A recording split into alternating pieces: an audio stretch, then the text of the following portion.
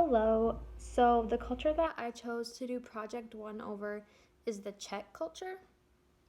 I'm not Czech, but many of the people around my hometown are. This past summer, I went to a Czech festival called Czech Days in Tabor, South Dakota, which is only like 15 minutes from my home.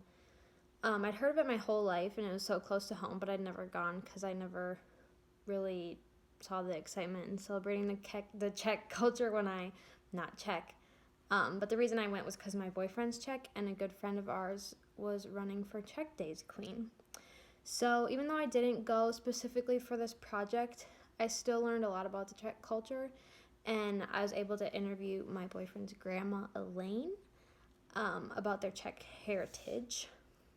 In my talk with Elaine, she said that the Czech culture is based primarily around farming, religion, beer, and their Czechoslovakian food. I realized that all of the Czech people I know were raised on farms and have a passion for farming, which is one way that they're able to keep their culture alive in the United States. She said her ancestors actually came to America because there just wasn't enough farming land in Slovakia, and they knew that there would be more opportunities in America. They settled in the Midwest and never left. Elaine also talked about how Catholicism is a major factor in their culture that people were able to like bring with them to the U.S. Another way they're able to keep in touch with their culture is through the food they eat. So Elaine said that at their family events, they always have traditional Czech food, such as kolaches, which are they're like a pastry.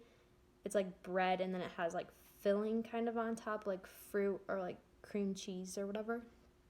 They also eat roliki, which is bread. It looks like a croissant, but it tastes so much better.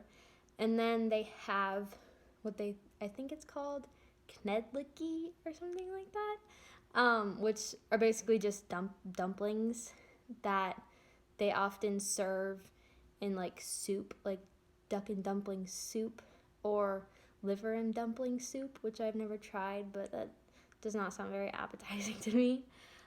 So they're able to bring their love for the land, their religion, and their cultural foods with them to America. Elaine didn't really know much about the challenges that her ancestors faced when they came to America.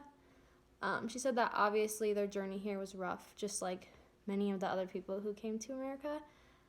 But they were able to settle all together in a community and continue to keep many of their values and traditions even to this day.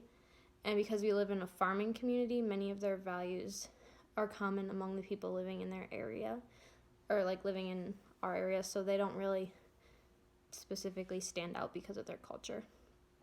At Czech Days this summer, I was able to experience many different parts of the Czech culture. One thing that I found really interesting was the clothes that people were wearing. So many of the girls were wearing traditional Czech dresses, which I believe are called kois. Every person's dress was red, white, and black, which I'm not really sure why those colors, but like all of the dresses were. They performed a Beseda dance, which included like 100 men and women dancing in like circles of 4 people, like 2 men, 2 women, and then like each circle would do the same thing. It's really interesting because I had never seen anything like that before, like a dance done like that. There was lots of Czech food at Czech Days, like the food that I had talked about earlier, and lots of beer, which apparently is very important to their culture. You could just tell the people were really celebrating their culture and their heritage, which was cool. There was many other activities at Czech Days, such as a baseball game, a kolache baking demonstration, Czech royalty competition, a carnival, a parade, a polka dance-off, and mass services. I think a lot of these activities they did because they were important to the Czech culture, but there was also some that they did that were probably just to draw people in, like the carnival and the parade. So through my experience At Czech Days, in my interview with Elaine, I was able to learn a lot about the Czech culture and what important values they were able to bring with them to America.